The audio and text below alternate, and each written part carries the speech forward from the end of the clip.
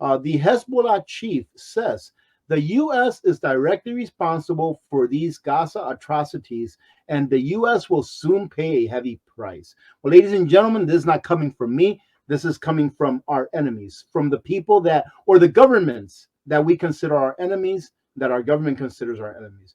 Remember that the enemies are always governments, and it is always the people of those countries that pay the price. It's the way it's always been, all right? At least in recent history, right? The U.S. said that it would not only attack Lebanon, but that it will attack Iran. Your fleets in the Mediterranean do not cause us to fear. We have prepared for your fleet what it takes. And also, ladies and gentlemen, I heard through the grapevine that the U.S. has passed some kind of a resolution or a bill that states something like this, paraphrasing, that if we find out that Iran has nuclear capabilities, pretty much saying that we can go in there and bomb them, right? Pretty much is what that says. Now, who is going to prove to anyone that that is the case? Because I remember many, many years ago, 2 decades ago, a four-star general in Congress saying, yes, they have WMDs. And it turned out, ladies and gentlemen, from what I understand, that they never did, sending us again into another war that pretty much in the end, nothing really changed except for the number of lives that were lost on both sides. The United States Department of Defense, the DoD, is looking to build a nuclear bomb that is 24 times more powerful than that one dropped on Hiroshima during World War II. The Pentagon is urging Congress to authorize the production of the significantly powerful bomb, which will surpass the capabilities of the two bombs employed during World War II. All it takes is one of these things to go off anywhere in the world, and I believe that we will have some kind of a nuclear Armageddon. Can you just imagine these nuclear bombs being thrown off by all of these countries that have them, that don't like each other? Again, the government officials that make the decisions to deploy these weapons of mass destruction are going to be safe in their bunkers. It is we that will face the consequences of the decisions that they make. What can you personally do to stop something like this from happening? Absolutely nothing, ladies and gentlemen. The only thing that you can do on a personal basis is try to get as prepared as possible. Russia already has a nuclear submarine detonated bomb that will cause, I forgot what the name of it is, that will cause some kind of a tidal wave to come along the East Coast and saturate the entire East Coast with radioactive water. Is that really what we want? Is that really what we want? When people think about, yeah, let's go get those people. I remember during 9/11, right after 9/11, I had a friend that said, yeah, we got to go over there to the Middle East and kick some ass. That right there is what propaganda does. That right there is what news does. So many people blame us here on YouTube and on social media about being fearmongers, when in reality, the real fearmongers are the people behind the mainstream media. Look at all the fearmongering they did in the last 3 years that kept people from being able to see their parents as they laid in their deathbeds, as they took their last breaths. As the mainstream media had people so worried that people wouldn't even go to funerals, or they couldn't go to funerals. I mean, just think about all of the fear that was spewed out by the mainstream media here in the last 3 years. And what came of it, ladies and gentlemen? What came of that deadly, deadly, deadly health crisis that they said we were going through? I would say probably nothing, except for those people that were scared enough to actually take the medicine. Unfortunately, living paycheck to paycheck has become the main financial lifestyle for the U.S. consumer. You remember when they said that you will own nothing? Well, heck, it's coming true, because your average American nowadays, especially your millennial that's coming up, into their adulthood and has already entered it, they can't even own a house. Most Americans cannot qualify. Most, ladies and gentlemen, like in the 80 to 90 percentile of Americans nowadays that are looking for a home do not qualify to buy one, because the homes are so expensive in comparison to what they earn on an annual basis. So most Americans that are looking for a home can't even afford a home nowadays. So what's going to happen? This generation is going to become the renter generation. They're only going to be able to rent. So when they say that you will own nothing, that you will be happy thing, you can scratch that you will be happy, because no, you won't be happy if you can't own anything. But they mean it. You're not even going to be able to own a home. And if they get us into a CBDC, a centrally banked digital currency, guess what? You're not even going to be able to own your labor. And let me go ahead and explain that a little bit more, because I talked about that here the other day, that why it is that with a CBDC, you don't even own your labor. And this is why. Because with a CBDC, ladies and gentlemen, they can tell you what the money that you earned in that CBDC wallet is worth. So let's say that, for example, you labored for 1 hour and you earned 50 CBDC credits in 1 hour's worth of work.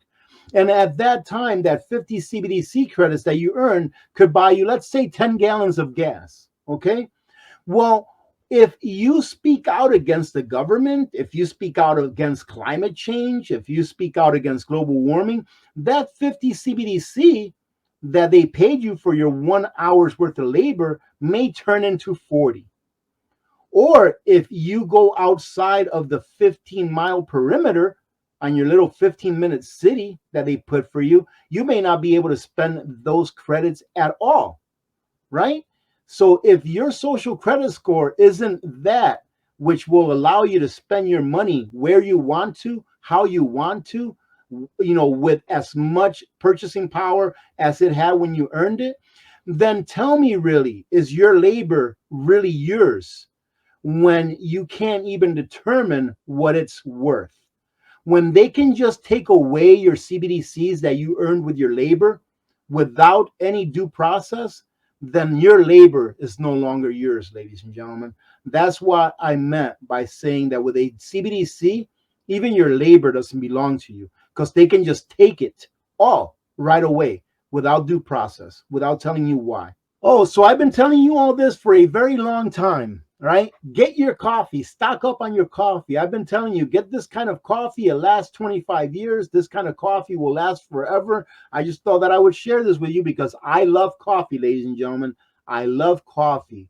Dwindling ice Arabica coffee inventories hit a 24-year low. What does that mean? Coffee prices are going to go up. So get your coffee, put it away. Freeze-dried coffee, spray-dried coffee, as long as you store it somewhere that's cool, away from rodents, etc., it's going to last pretty much forever, right? I did a small experiment, which I didn't really capture on video, but I can share that with you today. I went ahead and took some of the freeze-dried coffee. I think it's, I forget the darn name of that freeze-dried coffee. Where is it? Taster's Choice, right? I took some Taster's Choice and I put it on a window here in my bunker for like 2 years. And the sun during the summertime is beating right on it. For 2 years, it sat on that windowsill. And that was 2 years after I purchased it. So it's like 4 years past the best buy date. Absolutely nothing wrong with it. Even with the sun beaming down on it, even with it being hot during the summer and cold during the winter, absolutely nothing wrong with it. It's not the very best coffee in the world, but it's pretty cheap coffee.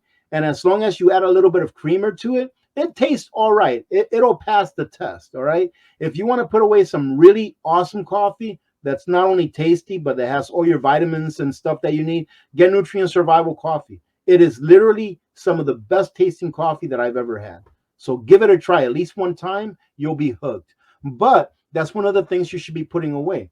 Now, I've been taking pictures here for the last couple of weeks every time that I go into a supermarket or Costco or something of some prices that are completely out of control. And I'm going to see if I can go ahead and get those pictures and put them together in a short video so that I can just show you. But I honestly don't know how some people that are just making your mean $36,000 or $39,000 a year here in the United States can actually afford to eat. There is one item that I've been tracking for years now from Costco, and many of you know what that is. You probably tell me right now. It's the two 3-liter bottles that Costco sells of olive oil. I've been tracking those 3-liter bottles from Costco for about the last 3.5 years or so, ever since Costco opened here in Fairbanks. And I remember when they were first here that they were like $19.99. It was like $20 for a 2-pack. Ladies and gentlemen, I went to Costco yesterday, I believe it was, or the day before yesterday. $48. $48 for that exact same olive oil, ladies and gentlemen. The same size, same place it came from, same calories, same nutrition in that olive oil. But now it's more than 2 times as expensive as it was 3 years ago. So for those people that think that inflation isn't as bad as what it really is, then I consider you lucky. Because some people that say, well, inflation's not that bad, you're a very lucky person if you don't think that inflation has ravaged the prices of those things that we were just buying a couple, 3 years ago for half as much as what they're costing now.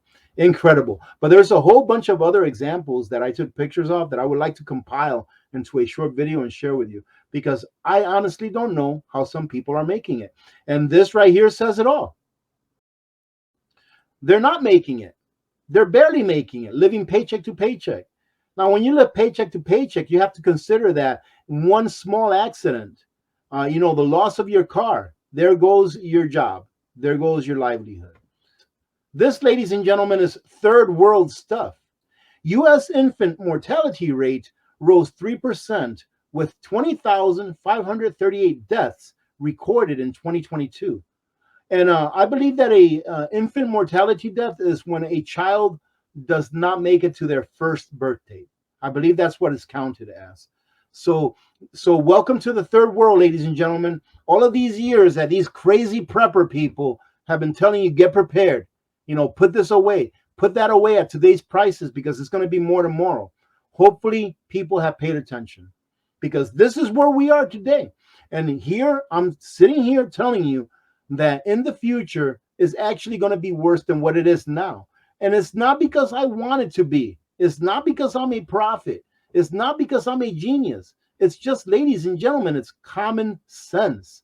Open your eyes and see not only what is going on in front of you, but what is going on within our nation and our world. Our country alone here in the U.S., we are in so dire times right now in the United States. Mainly, first and foremost, because our southern border has been left open and we are literally being invaded on a daily basis. And nobody gives a damn. At least nobody that can do something about it gives a damn. And it will be too late. I was actually talking to someone about this today. I said, there will be a war inside of the United States. Not necessarily against another nation that's invading, but against all of those foes that are already here. Why? Because they've already invaded, ladies and gentlemen. They're just waiting. I'm not going to get into what this is about. This has something to do with 2 cases that the Supreme Court is looking at. But what I'm getting at is this right here, ladies and gentlemen, about this anti-gun rhetoric that's always been going on in our government. In a time in our country where we here, our government is sending arms to other nations because they're being attacked. They're trying to take away our arms. How much sense does that make? Can anyone tell me if that makes any sense? We're sending arms to Ukraine. We're sending aid. And I'm pretty sure that now we're sending arms to Israel so that they can arm their citizens, ladies and gentlemen. In Ukraine, they were arming their citizens after they got attacked. In Israel, they are now actively arming their citizens after they got attacked. Oh, that's okay. In the U.S., they're just wanting to take our arms away. That right there ought to tell you that this government is not for the people. Man, I'm going to be in so much trouble one day if this government turns tyrannical. If this current government turns tyrannical and it maintains power, a lot of people are going to get black bagged. You know what black bagged is? Is that when you're pumping gas or something into your car one day or using the ATM, a black van comes and pulls up behind you. They put a black bag over your head and your family will never hear from you again. And I know I'm smiling when I say this, but what else can you do? But just think about that, ladies and gentlemen. Think about everything that this administration at least has gotten away with so far. Do you put it past them to do things like that if they ever actually become tyrannical and actually keep power? They are trying to take away our self-defense during a time that we within our borders are very vulnerable to interior attacks.